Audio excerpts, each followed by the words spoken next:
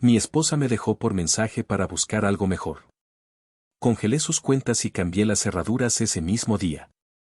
48 horas después, su abogado me llamaba suplicando, pero ya era demasiado tarde. Si aún no estás suscrito al canal, haz clic en el botón de suscripción y activa la campanita para no perderte ninguna de nuestras historias. Tu apoyo significa todo para nosotros. Si esta historia te parece interesante, déjale un like. También me encantaría saber de qué ciudad eres, déjanos el nombre de tu ciudad en los comentarios. Ahora, empecemos con la historia. El sol de mediodía caía a plomo sobre la obra, un castigo blanco y polvoriento que se pegaba a la piel y a la garganta.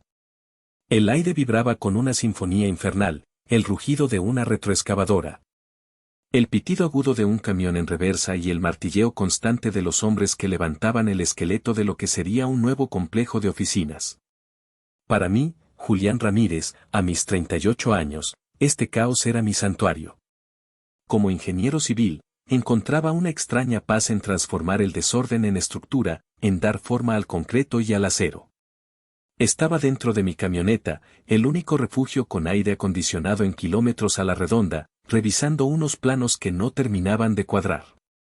El sudor me perlaba la frente mientras mis dedos, manchados de polvo, trazaban líneas azules sobre el papel.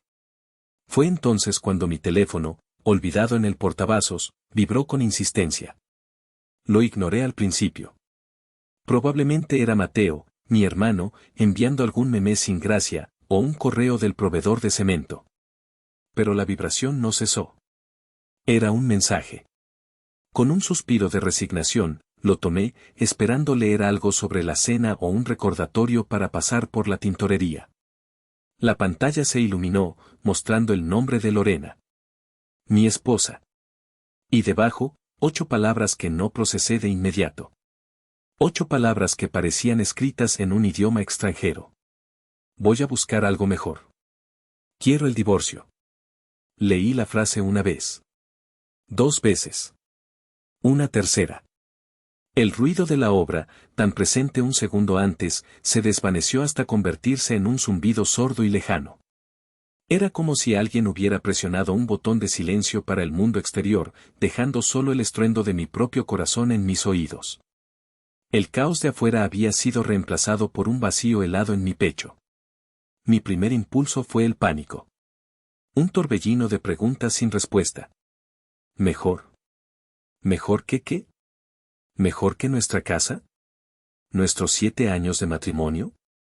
¿Nuestros chistes privados y la forma en que ella se acurrucaba contra mi espalda por las noches? Quise llamar, gritar, suplicar una explicación. Sentí la necesidad visceral de arreglarlo, de pegar los pedazos de lo que fuera que se había roto sin que yo me diera cuenta. Pero algo me detuvo. Una calma extraña, antinatural, me invadió como una marea fría. No era resignación. Era algo más afilado, más oscuro. Era el chasquido final de una cuerda que llevaba meses, quizás años, tensándose. En el fondo de mi mente, una voz que había intentado silenciar durante mucho tiempo susurró, «Lo sabías. Viste las señales». Y las había visto. Las había visto en su desdén, en sus ausencias, en la forma en que sus ojos se habían vuelto opacos cuando me miraban. Mis dedos se movieron sobre la pantalla táctil, casi por voluntad propia. No escribí un testamento de dolor, ni una súplica, ni un insulto. Escribí 2 letras. Una palabra. OK. Presioné enviar. El mensaje se fue, un pequeño punto verde que sellaba el final de una era. Sabía que mi respuesta la desconcertaría. Ella esperaba drama. Esperaba una crisis emocional que validara su decisión, que la pintara como la mujer valiente que escapaba de un matrimonio fallido. No esperaba aceptación. No esperaba un simple OK. Apagué el teléfono. Lo arrojé al asiento del copiloto como si quemara. Apoyé la cabeza en el volante, el plástico caliente y pegajoso contra mi frente sudorosa. El ruido de la obra regresó de golpe, más fuerte, más discordante. Cerré los ojos y respiré hondo, 1, 2, 3 veces. El aire olía a tierra mojada y a diésel. En ese momento, en la soledad de mi camioneta, me permití sentirlo todo. El dolor agudo de la traición, la humillación, la furia impotente. Fue una ola negra que amenazó con ahogarme. Pero no lo hizo. Cuando levanté la cabeza, mis ojos estaban secos. La tristeza se había solidificado en algo más duro. Algo parecido a la determinación. La coraza se estaba formando. El ingeniero en mí, el hombre que construía sobre cimientos sólidos, sabía que la estructura de mi vida acababa de colapsar. Y solo había una cosa que hacer, demoler los escombros y empezar a planificar una nueva construcción. El olor a pintura fresca y a sueños por cumplir todavía impregnaba las paredes. Hace 7 años, la casa no era más que un cascarón vacío, un lienzo en blanco que nos parecía un palacio. No teníamos muebles, solo un par de sillas de jardín plegables y una hielera llena de cervezas. Estábamos sentados en el suelo del que sería nuestro salón, compartiendo una pizza directamente de la caja. Lorena, mi Lorena de entonces, llevaba unos jeans manchados de pintura y una camiseta vieja mía que le quedaba enorme. Su cabello estaba recogido en un moño desordenado y su rostro, libre de maquillaje, brillaba bajo la luz de un único foco que colgaba del techo. Recuerdo que se rió, una risa cristalina que rebotó en las paredes desnudas.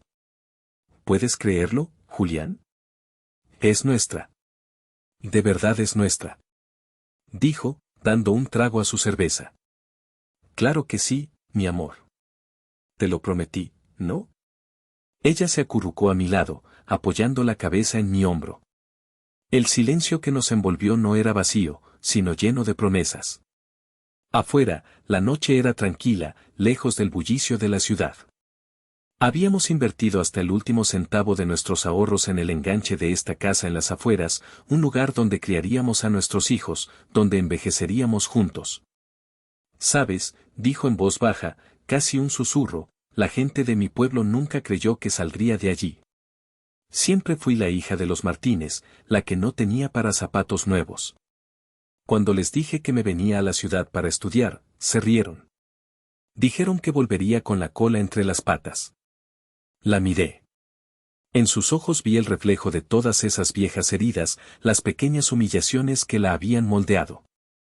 La abracé más fuerte. Pues se equivocaron. Mírate ahora. Eres diseñadora de eventos, talentosa, hermosa. Contigo, me interrumpió, levantando la vista para mirarme. Contigo, siento que puedo construir cualquier cosa. Siento que por fin pertenezco a algún lugar. Esa confesión, tan cruda y vulnerable, me golpeó en el centro del pecho. Sentí una oleada de amor tan intensa que casi dolía. Era más que pasión, era un instinto protector, una necesidad de blindarla contra el mundo, de ser el cimiento sobre el que ella pudiera edificar sus sueños. Construiremos nuestro futuro juntos, mi amor, le respondí, besando su frente. Ladrillo por ladrillo. Esa noche hicimos el amor en el suelo duro y frío, usando nuestras chaquetas como almohadas. No fue un acto de lujuria, sino de consagración. Estábamos sellando un pacto, bautizando nuestro hogar con nuestras esperanzas. Durante los primeros años, cada ladrillo que pusimos fue sólido. Yo trabajaba sin descanso en la constructora, ascendiendo poco a poco. Ella empezó su propio pequeño negocio de organización de eventos. Al principio, eran fiestas infantiles, bautizos, pequeñas reuniones familiares. Su creatividad era desbordante.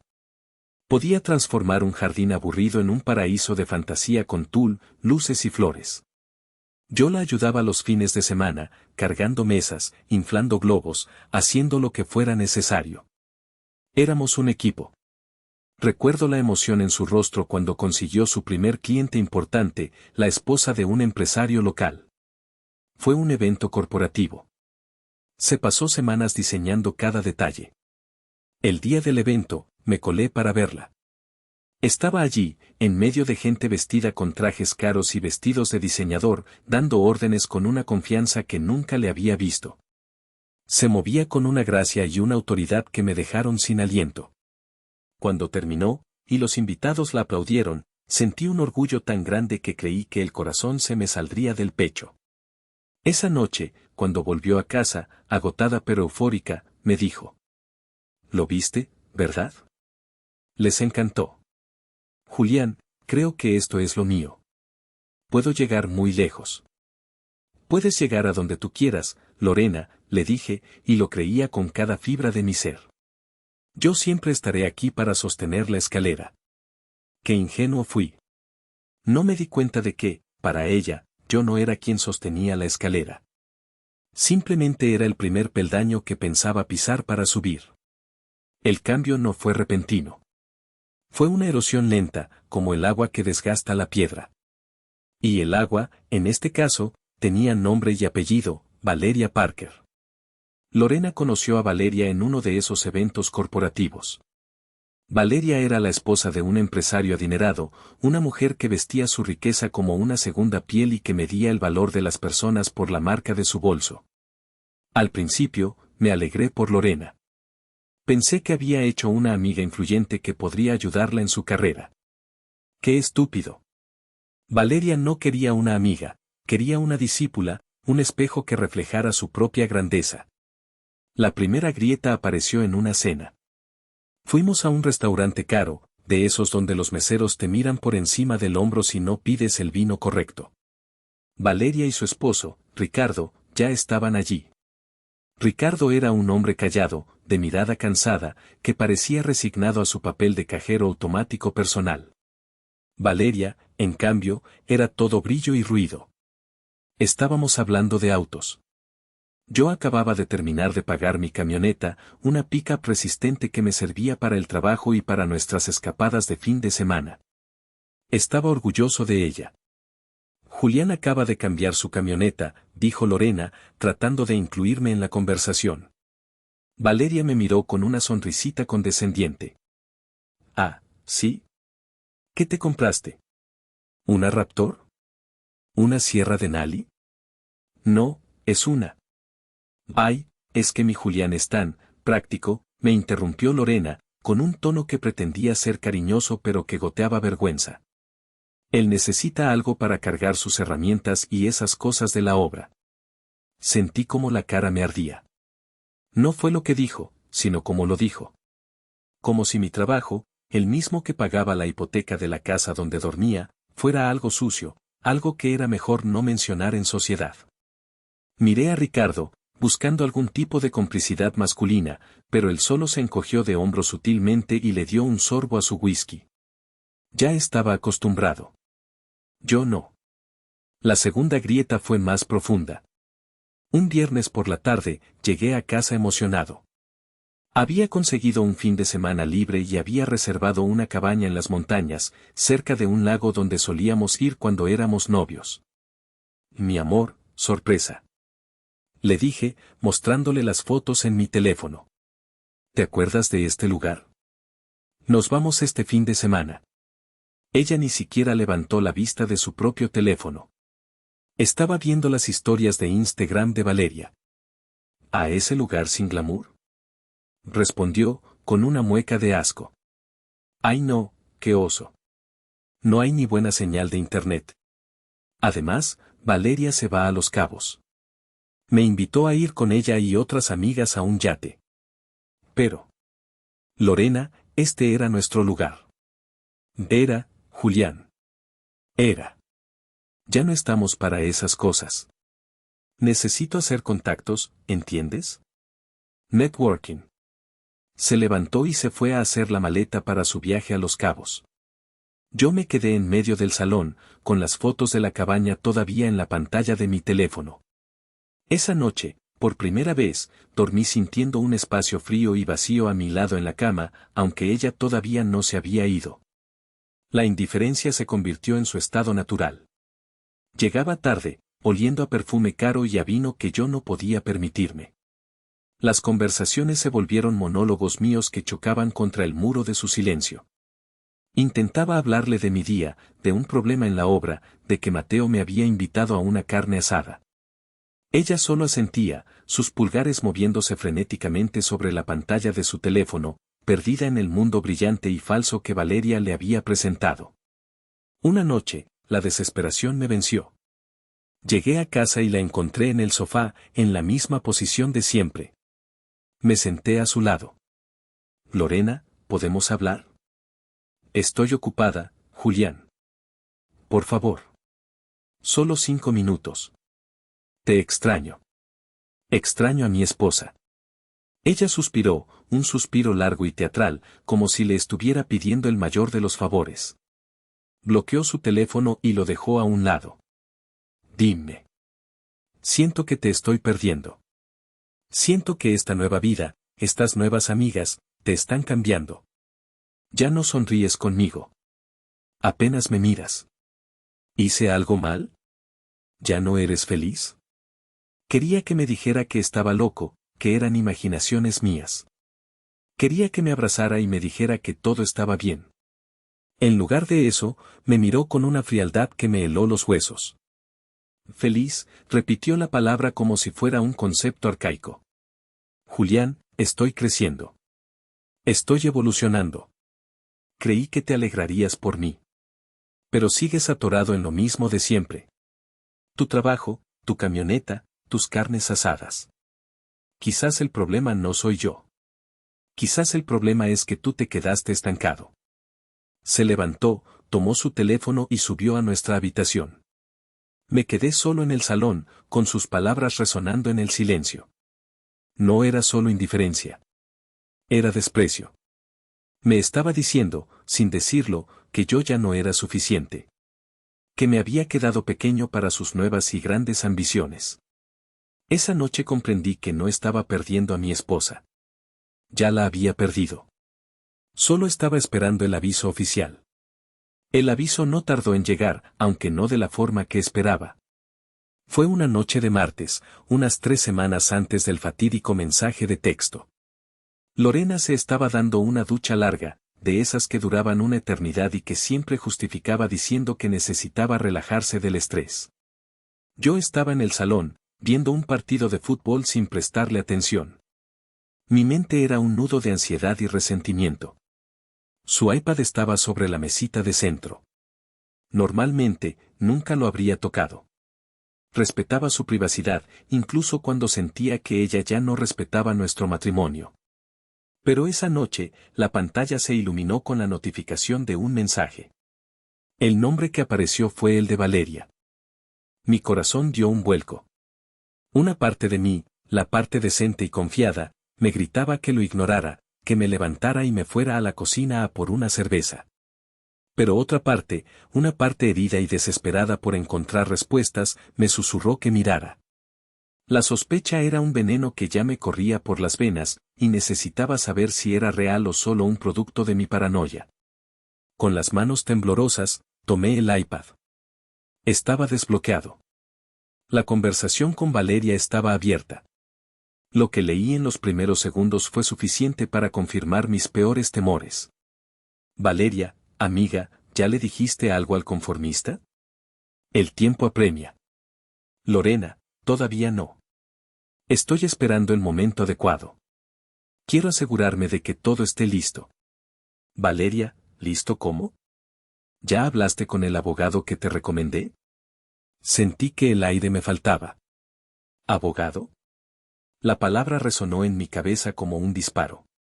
Seguí leyendo, desplazándome hacia arriba, devorando meses de conversaciones con una mezcla de horror y una extraña sensación de alivio. El alivio de saber que no estaba loco. Lorena, Valeria, ¿cuánto crees que pueda sacarle en el divorcio? Valeria, con suerte, la mitad de todo. Y la casa, por supuesto. Tienes que pelear por la casa. Dile al abogado que sufriste abuso emocional. Siempre funciona. Lorena, no sé si pueda hacer eso. Valeria, claro que puedes. Piensa en ello como una compensación por todos los años que perdiste con él. Con eso y lo que ya has estado moviendo a tu cuenta secreta, tendrás suficiente para empezar tu nueva vida. Mientras tanto, sigue conociendo gente. ¿Qué pasó con Roberto, el de la inmobiliaria? Lorena, Roberto es solo diversión. Sigo buscando algo más, permanente. Y financieramente estable, claro. Mi estómago se contrajo con tanta fuerza que sentí náuseas. Conformista. Años perdidos. Cuenta secreta. Hablaban de mí como si fuera un obstáculo, una cuenta bancaria a la que exprimir antes de desecharla. La traición era tan profunda, tan calculada, que me dejó sin aliento. No era una crisis matrimonial, era un plan de negocios. Seguí explorando. Había fotos. Fotos de ella en fiestas a las que yo no había sido invitado, con hombres cuyos rostros no conocía. En una de ellas, estaba riendo a carcajadas, con el brazo de un tipo de traje caro alrededor de su cintura. La fecha de la foto correspondía a una noche en la que supuestamente se había quedado trabajando hasta tarde. El dolor agudo que sentí al principio se fue transformando en una rabia fría y lúcida. El Julián herido, el esposo traicionado, murió en ese sofá. En su lugar, nació otro hombre. Uno más calculador, más precavido. El ingeniero que llevaba dentro tomó el control. No borré nada. No la confronté. Hacerlo solo le habría dado la oportunidad de victimizarse, de negar, de manipular. En lugar de eso, hice lo que mejor sabía hacer, recopilar datos. Con una precisión quirúrgica, empecé a tomar fotografías de la pantalla del iPad con mi propio teléfono. Cada mensaje, cada foto, cada fecha. Creé una carpeta segura en mi computadora, protegida con una contraseña que solo yo conocía. Esa noche, cuando Lorena salió del baño, envuelta en una nube de vapor y perfume, me encontró viendo el partido de fútbol, exactamente como me había dejado. ¿Todavía con eso?, dijo, con un deje de fastidio. Ya duérmete, ¿no? Mañana tienes que madrugar. Sí, ya voy, respondí, con la voz más neutra que pude fingir. Ella se fue a la cama. Yo me quedé un rato más, mirando la pantalla del televisor sin ver nada. El plan comenzó a formarse en mi cabeza. No sería un plan de venganza. La venganza era un juego de tontos. Sería un plan de supervivencia. Un plan de contención de daños. Ella había construido un castillo de mentiras sobre los cimientos de nuestro matrimonio. Y yo, el ingeniero, sabía exactamente dónde poner los explosivos para demolerlos sin que me aplastaran los escombros. Solo tenía que esperar a que ella hiciera el primer movimiento. Después de enviar ese ok y de mi breve colapso en la soledad de la camioneta, mi mente se aclaró. El shock inicial dio paso a una lucidez gélida. Sabía que no podía hacer esto solo. Necesitaba a mi hermano. Marqué el número de Mateo. Él contestó al segundo tono, su voz un estruendo de buen humor. ¿Qué onda, carnal? ¿Ya se acabó el turno del esclavo? ¿O me llamas para invitarme unas chelas? Tragué saliva, intentando que mi voz sonara firme. Mateo, empecé, pero la voz se me quebró, traicionándome. Lorena me pidió el divorcio. Hubo un silencio al otro lado de la línea. Un silencio tan denso que pude oír la respiración de Mateo. Cuando habló, su tono había perdido toda la alegría. Era grave, duro como el acero. ¿Qué? ¿Cómo que te pidió el divorcio? ¿Cuándo? ¿Dónde estás? Por mensaje de texto. Hace 5 minutos. Estoy en la obra. Pude escuchar un golpe sordo, como si hubiera golpeado una mesa con el puño. Luego, una sarta de maldiciones que habrían hecho sonrojar a un trailero. Esa cabrona. Ahora sí se pasó de lista. Después de todo lo que hiciste por ella, después de aguantarle todas sus chingaderas. Juro que voy para tu casa y le pongo sus trapitos en la calle. No, no, calma, Mateo, lo interrumpí, aunque una parte de mí se sentía reconfortada por su furia protectora. No hagas nada. Por favor. ¿Cómo que no haga nada? Julián, te está viendo la cara de pendejo. Lo sé. Lo sé desde hace semanas. Se lo solté, sin más. Necesitaba que entendiera la gravedad de la situación. Descubrí que tiene un plan. Con su amiga, la tal Valeria. Quieren dejarme sin nada. Tiene un abogado, una cuenta secreta.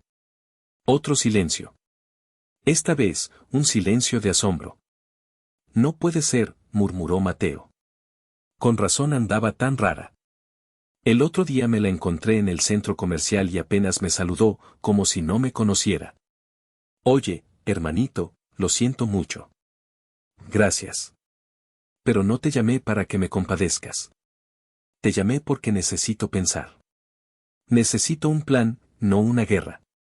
Ok, tienes razón. Cabeza fría, dijo Mateo, y pude imaginarlo frotándose la cara, forzándose a calmarse. A ver, piensa como ingeniero. ¿Cuál es el primer paso para controlar un derrumbe? Apuntalar la estructura. Ok, carnal. ¿Y las cuentas del banco? ¿La casa está a nombre de los dos? Su pragmatismo era exactamente lo que necesitaba. Sí, la cuenta principal es mancomunada. Y la casa está a nombre de los dos. Y mierda. Entonces tiene acceso a todo. Tienes que moverte, y rápido. Escúchame bien, Julián. Sal de la obra ahora mismo. Di que tienes una emergencia familiar, que es la verdad. Vete directo al banco. Habla con el gerente. Dile que sospechas de movimientos fraudulentos, que tu esposa está siendo manipulada para sacar dinero. Lo que sea. Pero tienes que congelar esa cuenta ya. ¿Puedo hacer eso? ¿Es legal? Al diablo con si es legal. Es inteligente. Será una medida temporal, pero te dará tiempo. Luego, las tarjetas de crédito. ¿Ella tiene adicionales de las tuyas? Sí, 2. Cancélalas. Ahora. Llama desde el coche. Eres el titular, tienes todo el derecho. ¿Y la casa? ¿Qué pasa con la casa? Ahí está el pedo más grande. No puedes echarla así como así. Pero, si cambias las cerraduras, es un problema civil, no penal. Si ella quiere entrar, tendrá que llamar a un abogado, y eso cuesta lana y tiempo. Tiempo que tú vas a usar a tu favor. La lógica de Mateo era brutal, pero impecable. Era un plan de acción claro y conciso. ¿Y luego qué? Luego me llamas. Tengo un amigo que es un tiburón para los divorcios. Se llama Soto. No es barato, pero es un cabrón. Le vamos a dar a Lorena una sorpresa que no se va a esperar. Gracias, Mateo. De verdad. No agradezcas nada, para eso estamos los hermanos. Ahora muévete. ¿Y Julián? Sí. Aguanta vara, ¿eh? No dejes que te vea jodido. A partir de ahora, eres una puta roca. ¿Entendido? Entendido. Colgué el teléfono. La conversación con Mateo había sido como una inyección de adrenalina. El dolor seguía ahí, un nudo sordo en el pecho, pero ahora estaba cubierto por una capa de propósito. Ya no era solo una víctima. Era un hombre con un plan. Arranqué la camioneta, levantando una nube de polvo, y salí de la obra sin mirar atrás. La demolición había comenzado. El trayecto de la obra al banco fue un borrón. Conduje con una concentración feroz, el plan de Mateo repitiéndose en mi cabeza como un mantra. Cada semáforo en rojo era una tortura, cada coche lento delante de mí, un obstáculo para mi supervivencia. Mientras conducía, hice la primera llamada. Buenas tardes, habla Julián Ramírez, titular de la tarjeta terminada en 5092. La operadora al otro lado de la línea tenía una voz monótona y aburrida.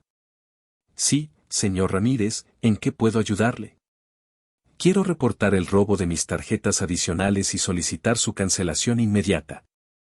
Entendido, señor. ¿Presentó ya una denuncia? La presentaré en breve. Por ahora, necesito que las bloqueen. No quiero ser responsable de ningún cargo que se haga a partir de este momento. Hubo un tecleo rápido. Listo, señor Ramírez. Las tarjetas adicionales asociadas a su cuenta han sido canceladas. ¿Algo más en lo que pueda ayudarle? No, es todo. Gracias. Colgué. Un peso menos de encima. Repetí la operación con la segunda compañía de tarjetas de crédito. Mismo guión, mismo resultado. 2 flancos cubiertos. Llegué al banco sintiéndome un impostor. Siempre había sido un cliente ejemplar, el que saluda al cajero por su nombre y nunca se retrasa en un pago. Ahora entraba como un hombre al borde de la guerra, a punto de usar el sistema a su favor. Pedí hablar con el gerente, un hombre de mediana edad con gafas y una expresión perpetuamente preocupada llamado señor Hernández. Nos sentamos en su pequeña oficina de cristal, que me hacía sentir como un pez en una pecera. Señor Ramírez, qué gusto verlo. ¿Todo en orden? No exactamente, señor Hernández, dije, tratando de que mi voz sonara lo más calmada y convincente posible. Vengo por un asunto delicado. Tengo razones para creer que se están realizando transferencias no autorizadas desde mi cuenta mancomunada. El señor Hernández se irguió en su silla, su expresión preocupada ahora genuina. ¿Cómo dice? ¿Ha notado cargos que no reconoce? He notado que mi esposa ha estado transfiriendo grandes sumas de dinero a una cuenta personal que abrió sin mi conocimiento. Creo que está siendo víctima de una estafa o de algún tipo de coerción por parte de terceros. Estoy muy preocupado por la seguridad de nuestros ahorros. Mentí. O, mejor dicho, torcí la verdad hasta hacerla irreconocible. No era una estafa, era un saqueo planeado. Pero la palabra estafa activaba protocolos, generaba urgencia. Entiendo. Eso es muy grave, dijo el gerente, tecleando furiosamente en su computadora. Déjeme revisar los movimientos. Observé su rostro mientras la pantalla le mostraba lo que yo ya sabía. Vi sus cejas arquearse. Vaya, sí que son cantidades importantes. Y frecuentes. A una cuenta abierta hace apenas 3 meses. Exacto, afirmé. Por eso necesito que, como medida preventiva, congelen temporalmente la cuenta conjunta mientras se investiga este posible fraude. No puedo arriesgarme a que la vacíen por completo. El señor Hernández asintió, su rostro solemne. Por supuesto, señor Ramírez. Es lo correcto. Procederé a bloquear la cuenta para cualquier retiro o transferencia. Usted podrá seguir viendo los saldos, pero nadie podrá sacar dinero hasta que la investigación concluya o ambos titulares se presenten para desbloquearla. Se lo agradezco enormemente, señor Hernández. Me quita un gran peso de encima. Salí del banco sintiendo una mezcla de triunfo y culpa. Había usado el sistema, había manipulado la verdad para protegerme. Pero la imagen de Lorena, la Lorena que yo amaba, me susurraba al oído que estaba siendo cruel. Sacudí la cabeza para alejar su fantasma. La crueldad la había iniciado ella. Yo solo estaba respondiendo al fuego. Mi siguiente parada fue una ferretería grande en las afueras de la ciudad. Caminé por los pasillos llenos de herramientas y tornillos, sintiéndome un completo extraño. Nunca había sido especialmente hábil con las manos, más allá de interpretar planos. Pero, como me había dicho Mateo, la desesperación y YouTube hacen milagros. Buenas tardes, ¿en qué le puedo ayudar? Me preguntó un empleado joven con un chaleco naranja. Necesito 3 cerraduras nuevas. De alta seguridad. Para una puerta de entrada y 2 puertas traseras. El empleado me mostró varios modelos. Elegí las más robustas, las que parecían más difíciles de forzar. Pagué en efectivo y salí de allí con una bolsa que pesaba tanto como mi conciencia. Llegué a casa. Nuestra casa. El silencio era abrumador. Cada objeto, cada rincón, me gritaba recuerdos. La alfombra donde nos habíamos sentado la primera noche. El sofá donde vimos cientos de películas. La cocina donde intenté prepararle una cena romántica y casi quemó el departamento. Por un momento, flaqueé. Me senté en el sofá y sentí el peso de 7 años de vida compartida aplastándome. ¿Y si me equivocaba? ¿Y si solo era una crisis y yo la estaba convirtiendo en una guerra nuclear? Entonces, mi teléfono vibró. Era una notificación del banco. Un intento de cargo en la tarjeta de crédito adicional de Lorena. En una boutique de lujo. Por una cantidad exorbitante. Transacción denegada. La duda se evaporó. La tristeza fue reemplazada por una ira fría. Ella no estaba en crisis. Estaba de compras, celebrando su nueva libertad con mi dinero. Me levanté y fui a nuestra habitación. Abrí su armario, un santuario de ropa de marca, bolsos y zapatos que apenas reconocía. Con una eficiencia metódica, empecé a sacar sus cosas. No todo. No quería ser mezquino. Solo lo esencial. Un par de jeans, algunas blusas, ropa interior, sus artículos de aseo personal. Lo metí todo en una maleta de viaje, la misma que habíamos usado en nuestra luna de miel en Oaxaca. Mientras la cerraba, mis ojos se posaron en una pequeña caja de madera sobre su mesita de noche. La abrí. Dentro había fotos viejas, recuerdos de nuestra vida anterior. Y allí estaba, una foto de nuestra primera Navidad en esta casa. Estábamos abrazados frente a un árbol diminuto, sonriendo a la cámara, con los ojos llenos de un futuro que nunca llegaría. Mi pulso se aceleró. Sentí una punzada de dolor tan aguda que me dobló. Era el duelo por el hombre que yo era en esa foto, el hombre feliz e ingenuo que creía que esas sonrisas durarían para siempre. Tomé la foto. Mis dedos temblaron. Por un segundo, quise romperla, borrar la evidencia de mi propia estupidez. Pero no lo hice. La guardé con cuidado en el cajón más profundo de mi propio armario, fuera de mi vista, y cerré la maleta con una firmeza que no sentía. El resto de la tarde lo pasé cambiando las cerraduras. Fue un trabajo torpe y frustrante.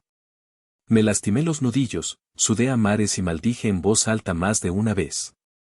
Pero con cada clic de una cerradura nueva encajando en su lugar, sentía que estaba recuperando un pedazo de mi territorio, de mi vida. A las 6 de la tarde, el trabajo estaba hecho. Coloqué la maleta de Lorena en el porche, junto a la puerta principal. Entré y cerré la puerta. El sonido del cerrojo nuevo echándose fue el más satisfactorio que había escuchado en mucho tiempo.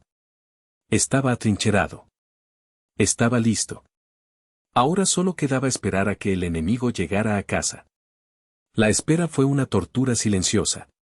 Me senté en el sofá del salón, con todas las luces apagadas, como un soldado en una trinchera.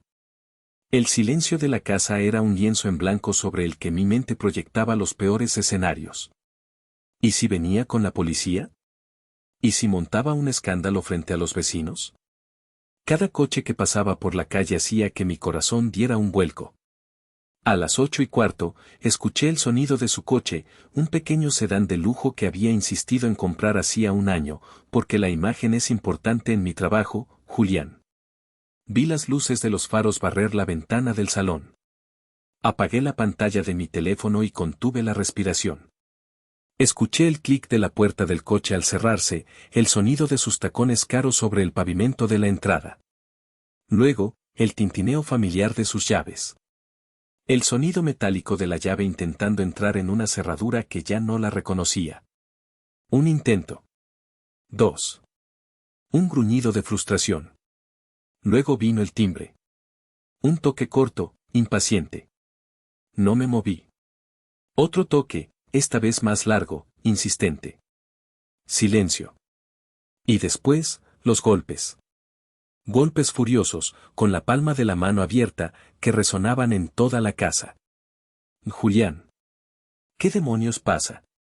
Mi llave no funciona. Abre la puerta. Su voz, amortiguada por la madera maciza, sonaba irritada, no preocupada.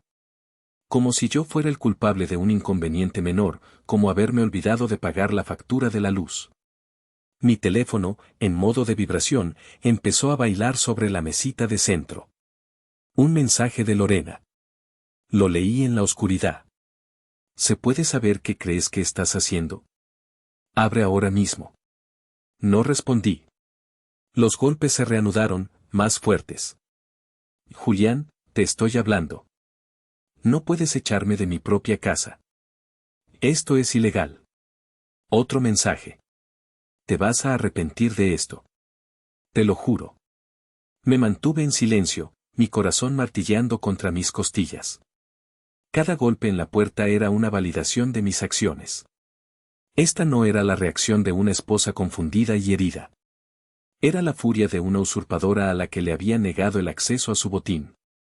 Después de unos minutos que parecieron una eternidad, los golpes cesaron. Escuché su voz, ahora más lejana, hablando por teléfono. Su tono era una mezcla de ira y queja. Me asomé con cuidado por una rendija de la persiana. Y entonces lo vi. Un Lexus blanco, reluciente bajo la luz de la farola, se había detenido frente a la casa. Al volante, una silueta que reconocí al instante, Valeria. Lorena corrió hacia el coche, gesticulando frenéticamente hacia la casa, su rostro una máscara de indignación. La vi hablar, señalar la puerta, el porche. Valeria escuchaba, con una expresión de fastidio. La amiga rica, la mentora del glamour, ahora enfrentada a un problema real y vulgar. No parecía contenta. Era el momento. Con los dedos firmes, escribí un único mensaje de texto. No había ira en mis palabras, solo hechos fríos y contundentes. Tus cosas están en la maleta del porche. Las cuentas están congeladas por una investigación de fraude. Mi abogado se pondrá en contacto. Envié el mensaje. A través de la persiana, la vi sacar su teléfono. Vi la luz de la pantalla iluminar su rostro. Vi cómo su expresión cambiaba en tiempo real. La ira se desvaneció, reemplazada por una confusión momentánea, y luego, por el pánico puro. Sus ojos se abrieron de par en par. Su boca se entreabrió. Le mostró el teléfono a Valeria, quien se inclinó para leerlo. La reacción de Valeria fue casi idéntica. Se llevó una mano a la boca, alarmada. El juego había cambiado. Ya no era un simple marido rencoroso que había cambiado la cerradura. Era un adversario que había cortado las líneas de suministro. Lorena, con un movimiento lento y aturdido, salió del coche de Valeria. Caminó hacia el porche y vio la maleta. La tocó como si fuera un objeto extraño, la prueba tangible de que su mundo se había puesto patas arriba. La levantó, la arrastró hasta el Lexus y la metió en el asiento trasero. Intercambió unas últimas palabras con Valeria y ambas se fueron, el Lexus acelerando calle abajo con una urgencia que no tenía nada que ver con el glamour. Me quedé mirando la calle vacía, el silencio ahora absoluto. Exhalé el aire que no sabía que estaba conteniendo. Había ganado la primera batalla. Minutos después, mi teléfono vibró de nuevo. No eran mensajes de Lorena. Eran notificaciones de la aplicación de mi tarjeta de crédito. Intento de cargo en Hotel Gran Marquis por 5,000 pesos. Transacción denegada. Otra vibración. Intento de cargo en Palacio de Hierro por 23,450 pesos. Transacción denegada. Y otra. Intento de cargo en Restaurante Puyol por 8,700 pesos. Transacción denegada. Casi pude sonreír. Imaginé la escena. Lorena, acostumbrada a gastar sin límites, pasando la tarjeta con arrogancia, solo para enfrentarse a la humillación pública del rechazo. Imaginé a Valeria, teniendo que sacar su propia tarjeta para pagar la cuenta, la tensión creciendo entre ellas. El pánico de Lorena al darse cuenta de que no solo había perdido el acceso a la casa, sino también al estilo de vida que tanto anhelaba. Habían pasado apenas 10 horas desde aquel mensaje de divorcio, y ya nada era igual. Sabía que los próximos días serían una guerra de trincheras, una batalla legal y emocional. Pero por primera vez en mucho, mucho tiempo, sentí que tenía el control de mi propia vida. Apagué el teléfono por completo. Fui a la cocina, me serví un vaso de agua y me lo bebí de un trago. Subí las escaleras, entré en mi habitación, nuestra habitación, y me acosté. Sorprendentemente, esa noche dormí profundamente, como no lo había hecho en meses. Me desperté con la luz del sol entrando por la ventana y una extraña sensación de ligereza. Era la ausencia de la ansiedad sorda que me había acompañado durante tantos meses. Encendí mi teléfono mientras preparaba un café fuerte y amargo. La pantalla se iluminó con un aluvión de notificaciones. 37 mensajes de texto y 15 llamadas perdidas. Todas de Lorena. Empecé a leerlos, como si estuviera estudiando los informes de un campo de batalla. Los primeros eran pura rabia, escritos en la noche, probablemente después de los intentos fallidos con las tarjetas. Eres un maldito cobarde, Julián. Lo que hiciste es ilegal. Te voy a demandar por todo lo que tienes. Contéstame el teléfono, imbécil.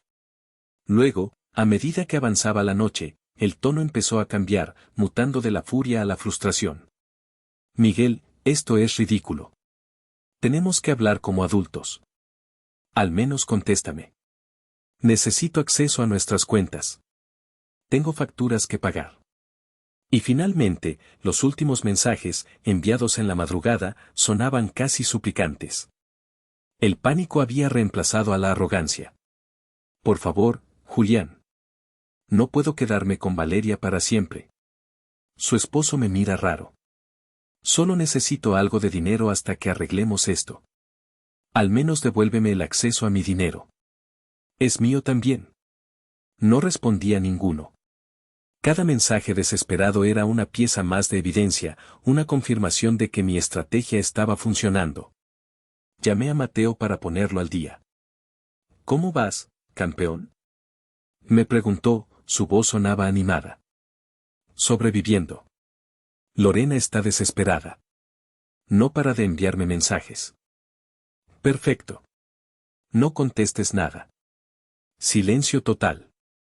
Cada mensaje que envía es un clavo más en su propio ataúd, especialmente si admite algo comprometedor. ¿Ya contactaste a Soto? Todavía no. Llámale hoy mismo. Preséntale el caso. Dile que yo te recomendé. Hay que presentar la demanda de divorcio nosotros primero. Tenemos la ventaja. Decidí no ir a trabajar ese día. Necesitaba organizar mi arsenal. Pasé la mañana recopilando documentos, estados de cuenta bancarios, los registros de las tarjetas de crédito, las capturas de pantalla de los chats del iPad. Hice una cronología detallada de los cambios de comportamiento de Lorena, de sus gastos excesivos, de sus mentiras. Me sentía como un detective en mi propio desastre. A mediodía, mientras ordenaba unos papeles, recibí un correo electrónico. No era de Lorena. El remitente era un tal Ricardo Parker y el asunto decía, mi esposa Valeria y la tuya. Mi corazón se detuvo. Ricardo. El esposo de Valeria. El hombre de la mirada cansada en aquel restaurante. Abrí el correo con una mezcla de cautela y una intensa curiosidad. Estimado señor Ramírez. Disculpe el atrevimiento y la forma tan directa de contactarlo. No nos conocemos personalmente, pero creo que tenemos un problema en común. Mi nombre es Ricardo Parker, soy el esposo de Valeria. Desde hace algún tiempo, sospecho de las actividades de mi esposa. He descubierto que ella y la suya, Lorena, han estado planeando dejarnos por lo que ellas consideran algo mejor. Mi esposa tiene la mala costumbre de hablar por teléfono en altavoz cuando cree que no estoy cerca. He escuchado conversaciones que creo que le interesaría conocer. En una de ellas, su esposa mencionó su nombre completo y su profesión, Julián Ramírez, el ingeniero. Siendo yo un hombre de negocios, no fue difícil encontrar su contacto profesional en Internet. No sé si usted ya está al tanto de esto, pero me pareció lo justo advertirle. No me gusta la deslealtad, y lo que están planeando es más que eso. Es un ataque coordinado. Adjunto un pequeño archivo de audio como muestra de lo que he estado grabando. Si le interesa, tengo más. Atentamente, Ricardo Parker. Con el pulso acelerado, descargué el archivo adjunto. Era un clip de audio corto, de apenas 1 minuto. Le di al play. La calidad era sorprendentemente clara. Reconocí las voces al instante. Voz de Valeria, entonces, lo importante es que te hagas la víctima. Tienes que decirle a tu abogado que Julián era controlador, que te menospreciaba. Llora un poco si es necesario. Los jueces se tragan eso. Voz de Lorena, no sé, Valeria. Me siento mal mintiendo así. Voz de Valeria, no seas tonta. ¿Sientes pena por él? Después de tenerte estancada en esa vida mediocre. Piensa en esto como tu liquidación. Te la mereces. Ahora, sobre la casa, tienes que insistir en que es tu hogar, el lugar donde construiste tus sueños. Apagué el audio. Sentí un escalofrío, a pesar del calor de la habitación. Escuchar la traición con mis propios oídos, la conspiración en sus propias voces, era 1000 veces peor que leerla. La frialdad con la que planeaban destruirme era sociópata. Esta nueva evidencia era oro puro. Era la pieza que faltaba en mi rompecabezas. Le respondí a Ricardo inmediatamente. Estimado Ricardo. Gracias por su mensaje. Y sí, estoy al tanto. La situación explotó ayer. Agradezco enormemente su honestidad. Lo que me ha enviado es de un valor incalculable. Estaría muy interesado en el resto de la evidencia que tenga. Yo también he estado recopilando pruebas. Quizás, si usted está de acuerdo, podríamos ayudarnos mutuamente. Saludos, Julián Ramírez. La respuesta de Ricardo no tardó ni 5 minutos. Julián. Lo imaginaba. Mi esposa llegó anoche furiosa, con la tuya a cuestas. Por lo que pude escuchar, tu estrategia fue efectiva. Te felicito. Por supuesto que podemos ayudarnos. Yo también estoy preparando mi propio caso de divorcio. Te enviaré todo lo que tengo en un archivo comprimido. Acabemos con esto de una vez por todas. Ricardo. Una sonrisa amarga se dibujó en mi rostro. En medio de esta guerra sucia, había encontrado un aliado inesperado. Lorena y Valeria, en su arrogancia, habían subestimado a los conformistas con los que se habían casado. No sabían que los hombres callados, los hombres prácticos, también sabían planificar. Y nuestra planificación no se basaba en la codicia, sino en algo mucho más poderoso, la verdad. Armado con la nueva evidencia de Ricardo y mi propio dossier, llamé al abogado que Mateo me había recomendado, el licenciado Soto. Su secretaria me dio una cita para esa misma tarde. La oficina de Soto no era ostentosa. Estaba en un edificio antiguo del centro, con muebles de madera oscura y estanterías repletas de libros de leyes que parecían haber visto 1000 batallas. Soto era un hombre de unos 50 años, con el cabello plateado y unos ojos agudos que parecían leerte el alma. Escuchó mi historia en silencio, sin interrumpirme, revisando los documentos que yo ponía sobre su escritorio uno por uno. Cuando terminé, se reclinó en su silla de cuero y juntó las yemas de los dedos. Señor Ramírez, dijo, su voz era tranquila pero tenía un filo de acero, esto no es un divorcio. Esto es un intento de despojo premeditado. Y es uno de los casos más torpes y descarados que he visto en mucho tiempo. ¿Cree que tenemos un caso sólido? Pregunté, necesitando su validación profesional. Soto sonrió por primera vez, una sonrisa que no llegó a sus ojos. ¿Sólido? Señor Ramírez, lo que tenemos aquí es una fortaleza inexpugnable. Las transferencias bancarias, los chats, y especialmente esas grabaciones, son dinamita pura. Su esposa y su amiga han cometido el error clásico de los aficionados, lo han puesto todo por escrito. O, en este caso, lo han dicho en voz alta. Sentí una oleada de alivio. ¿Cuál es el siguiente paso? El siguiente paso es golpear primero y golpear fuerte. Mañana a primera hora presentaremos la demanda de divorcio por nuestra parte. Citaremos abandono del hogar, mala conducta financiera y enajenación de bienes conyugales. Vamos a solicitar la devolución íntegra de los fondos transferidos y una compensación por daños. No vamos a pedir, vamos a exigir. Suena agresivo. La mejor defensa es un buen ataque, Julián. ¿Puedo llamarte Julián? Tu esposa te ha declarado la guerra. Sería un error estratégico de tu parte presentarte en el campo de batalla con una bandera blanca. Ahora, vete a casa. Descansa. Deja que los perros rabiosos ladren. Nosotros tenemos el control. Salí de su oficina sintiéndome más ligero. Había entregado el peso de la batalla a un profesional, a un general experimentado. Esa misma tarde, como si el destino quisiera confirmar las palabras de Soto, recibí una llamada de un número desconocido. Contesté. ¿Hablo con el señor Julián Ramírez? La voz era pomposa, engolada, el tipo de voz que practica frente al espejo. Sí, habla él. ¿Quién le llama? Mi nombre es Bernard Cohen, del bufete Cohen y Asociados. Represento legalmente a su esposa, la señora Lorena de Ramírez. Lorena de Ramírez. La ironía casi me hizo reír. Entiendo, señor Cohen. Señor Ramírez, le llamo porque las acciones que ha tomado en las últimas 24 horas son inaceptables y constituyen una grave violación de los derechos de mi cliente. El bloqueo de las cuentas y el cambio de cerraduras son actos de agresión financiera y emocional. Le exijo que restaure inmediatamente el acceso de mi cliente a la residencia matrimonial y a los fondos conjuntos. De lo contrario, nos veremos obligados a solicitar una orden judicial de emergencia. Su tono era amenazante, diseñado para intimidar. Pero yo ya no era el hombre asustado de ayer. Tenía a Soto de mi lado.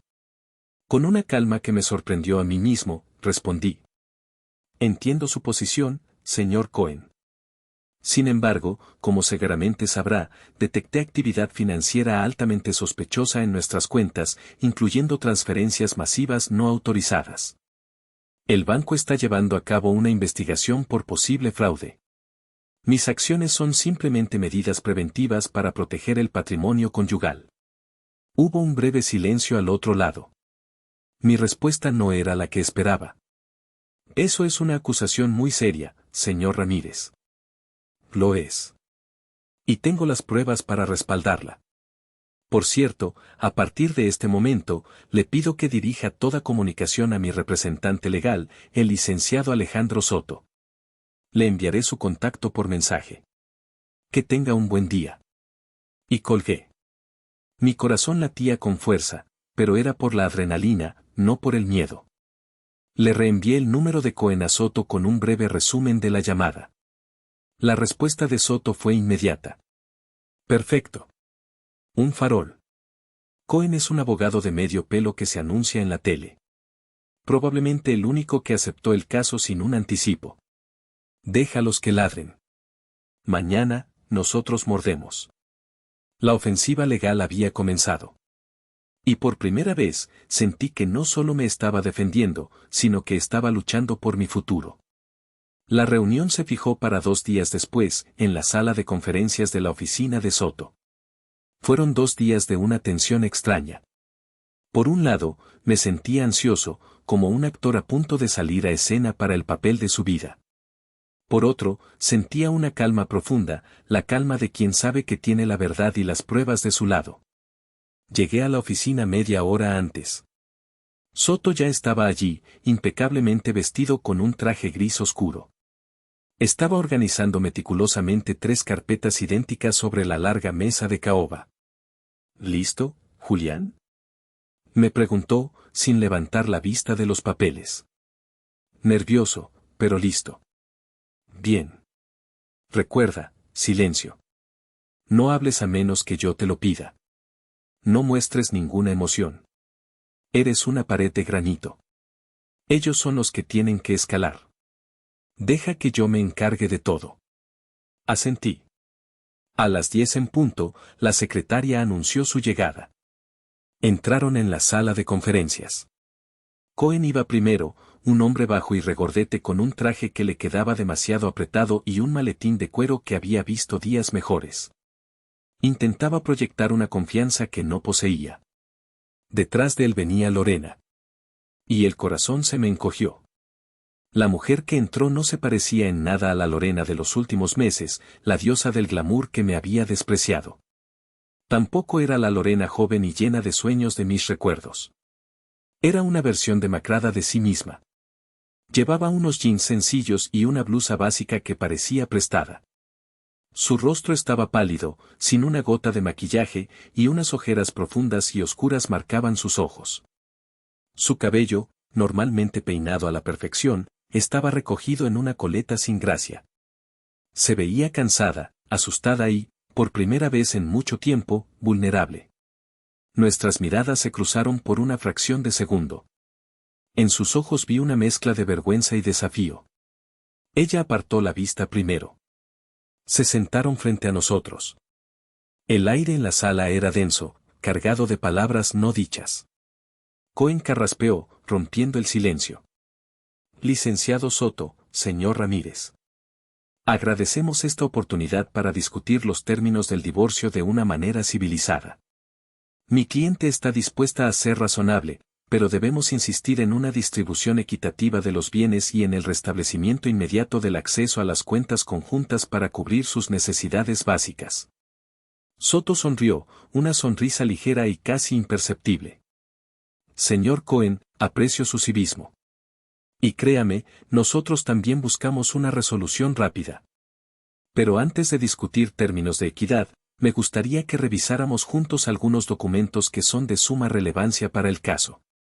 Con un movimiento lento y deliberado, Soto deslizó dos de las carpetas sobre la mesa, una hacia Cohen y otra hacia Lorena. Por favor, tómense su tiempo. Cohen abrió la carpeta con un aire de suficiencia, como si esperara encontrar papeles sin importancia. Vi cómo su expresión cambiaba a medida que pasaba las páginas. Su ceño se frunció. Su mandíbula se tensó. La primera sección contenía los estados de cuenta bancarios, con cada transferencia no autorizada resaltada en amarillo fosforescente. La suma total estaba impresa en negrita en la parte inferior de la última página. La segunda sección eran las transcripciones completas de los chats del iPad. Cada palabra de desprecio, cada detalle de su plan, estaba allí, impreso en blanco y negro. Vi a Cohen lanzar una mirada furiosa a Lorena, quien parecía encogerse en su silla, sus ojos fijos en la superficie de la mesa.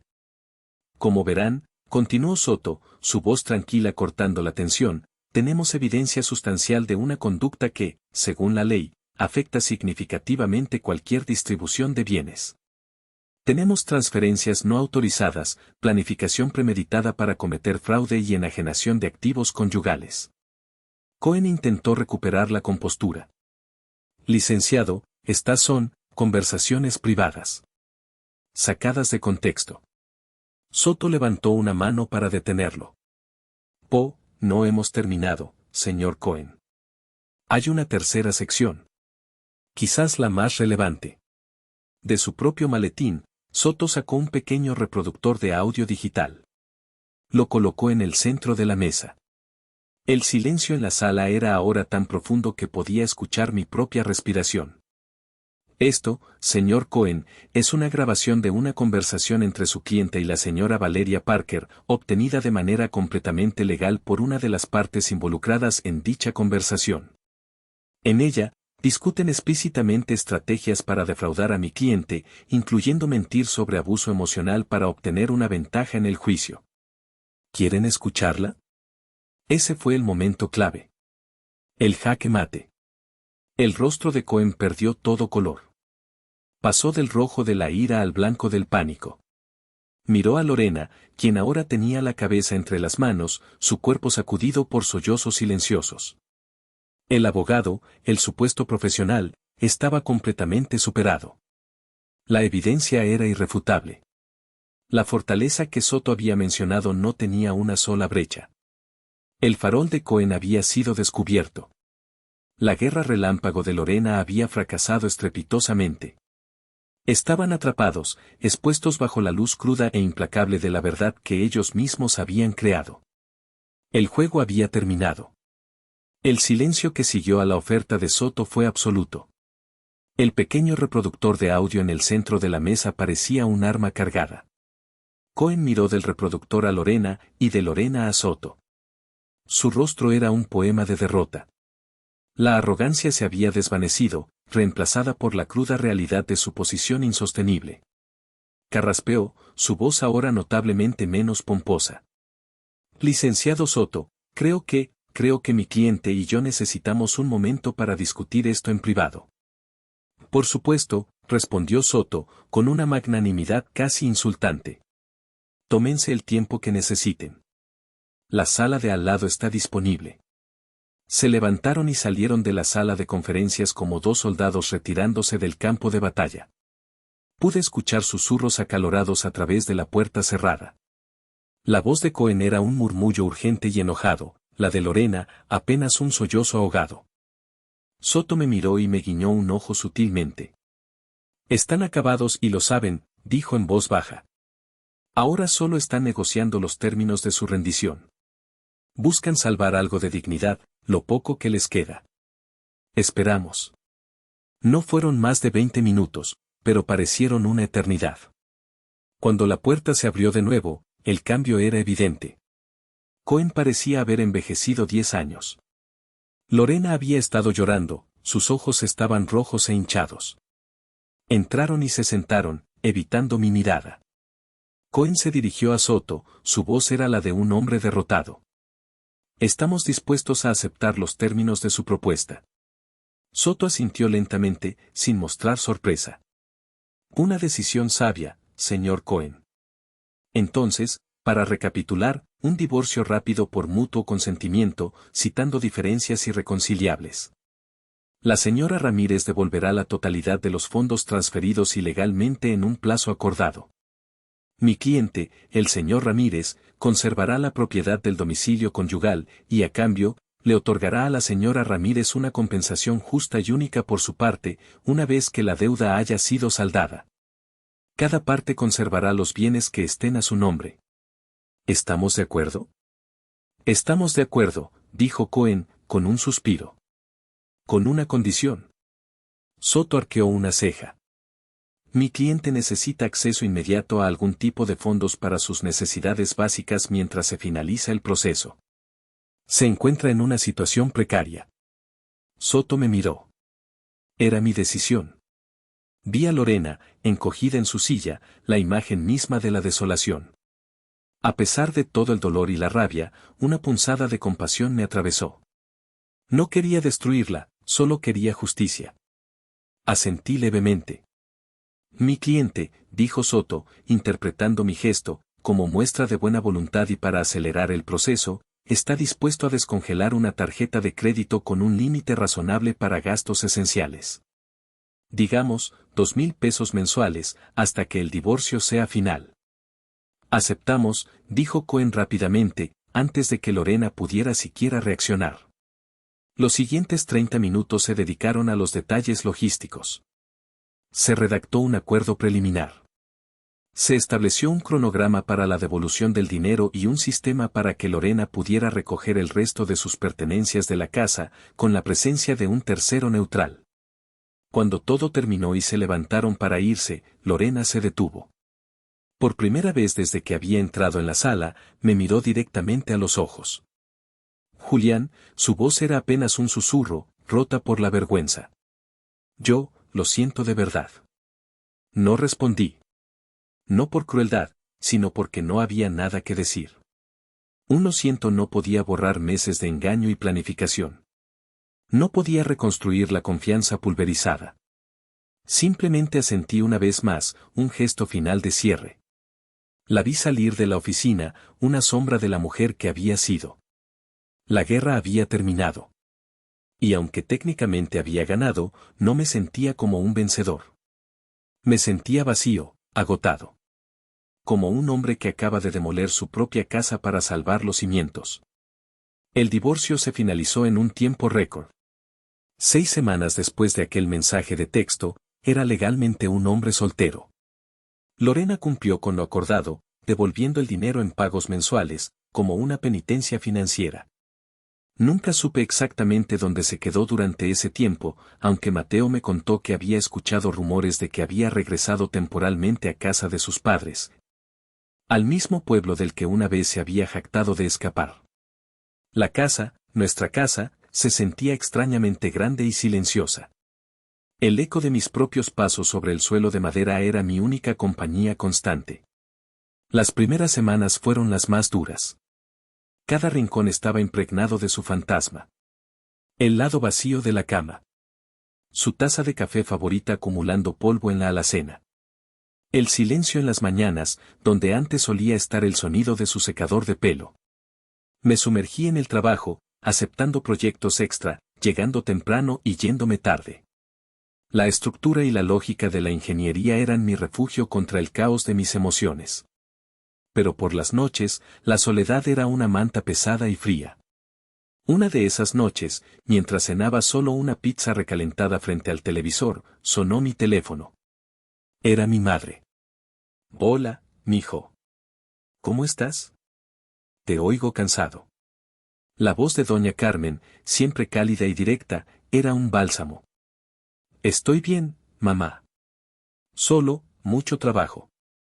No me mientas, Julián. Sé que no estás bien. Mateo me contó todo. Suspiré. No tenía la energía para fingir. Es difícil, mamá. La casa se siente vacía, completó ella. Lo sé. Pero a veces, hijo, hay que vaciar una habitación para poder volver a amueblarla. Para poder pintar las paredes de un color nuevo. No sé si tengo ganas de pintar nada. Hubo un silencio al otro lado de la línea. Luego, mi madre dijo algo que se me quedó grabado. Dijo, a veces un hombre tiene que hacer lo que tiene que hacer para que lo respeten.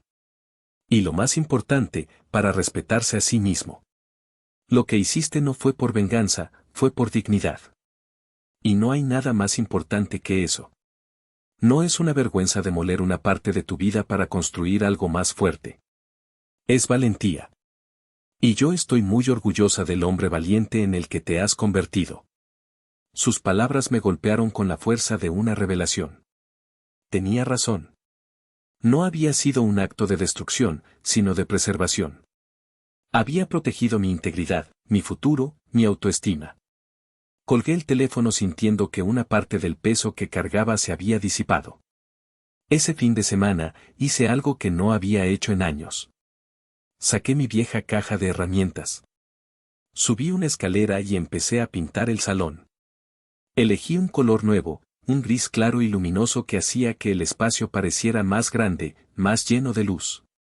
Mientras la brocha se deslizaba sobre las paredes, cubriendo el viejo color beige que Lorena había elegido, sentí que no solo estaba pintando una habitación.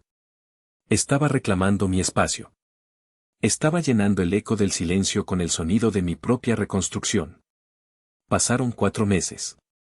El otoño había llegado, pintando la ciudad de ocres y dorados. La vida había encontrado un nuevo ritmo, una nueva normalidad. Me había acostumbrado a la soledad, e incluso había empezado a disfrutarla. Los fines de semana, en lugar de quedarme en casa, salía a caminar por las montañas o me juntaba con Mateo y mis viejos amigos para ver un partido. Estaba sanando.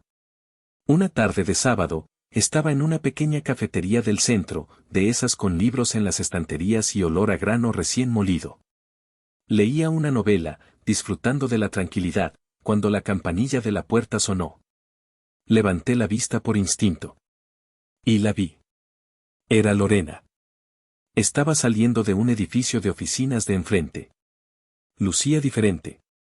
No con la extravagancia forzada de sus días con Valeria, sino con una elegancia simple y discreta. Llevaba un pantalón de vestir, una blusa sencilla y el cabello suelto. Se veía normal. Me vio a través del cristal. Se detuvo en seco. Por un momento, pareció que iba a dar media vuelta y marcharse. Pero dudó, y luego, con una resolución que me sorprendió, cruzó la calle y entró en la cafetería.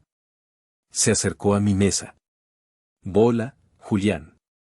Lorena, respondí, cerrando mi libro. ¿Cómo estás? Bien, dijo, y pareció que lo decía en serio. Conseguí trabajo. En una agencia de eventos más pequeña, pero honesta. Hubo un silencio incómodo. El murmullo de la cafetería parecía haberse intensificado a nuestro alrededor. Empezó, su voz un poco temblorosa, quería decirte que aprendí mi lección. De la manera más dura posible. Creí que perseguía algo mejor, algo real, y al final, perdí lo único que de verdad importaba. Asentí lentamente, sin saber qué responder. ¿Qué se dice ante una confesión así? Valeria también se divorció, continuó, como si necesitara sacar todo el veneno. Ricardo usó las mismas grabaciones. Pero ella consiguió un buen acuerdo, tiene dinero. Ahora ni siquiera me contesta las llamadas. Ninguna de esas amigas lo hace. Me quedé sola. Lo siento, dije. Y para mi sorpresa, lo sentía de verdad. No por cómo habían terminado las cosas entre nosotros, sino por la mujer perdida y confundida que tenía delante. Por la Lorena que se había extraviado persiguiendo espejismos. No lo sientas, dijo, con una sonrisa triste. Me lo merecía. Solo quería que lo supieras. Se quedó un momento más, como si quisiera decir algo más, pero las palabras no salieron. Bueno, me tengo que ir. Cuídate, Julián. Tú también, Lorena. La vi darse la vuelta y salir de la cafetería. Justo antes de irse, con la voz rota, me preguntó: ¿alguna vez me quisiste de verdad, Julián? La miré con calma, sin rastro de la ira o el dolor que una vez me consumieron. La miré y le dije la verdad, la lección final que ambos necesitábamos escuchar. Te quise más que a nada en el mundo, Lorena. Te quise cuando no tenías nada y te quise cuando creíste tenerlo todo. Ese era tu verdadero tesoro, tu algo mejor. Y lo tiraste a la basura por baratijas brillantes. Vi una lágrima rodar por su mejilla. Asintió, como si por fin entendiera. Y se fue. Me quedé mirando cómo su figura se perdía en la multitud de la calle. No sentí triunfo, ni satisfacción. Sentí una profunda y serena paz. Pagué mi café y salí a la calle. El aire fresco del otoño me llenó los pulmones. Mientras caminaba sin rumbo fijo, reflexioné sobre todo lo que había ocurrido. Un simple mensaje de texto había sido el detonante de una demolición controlada.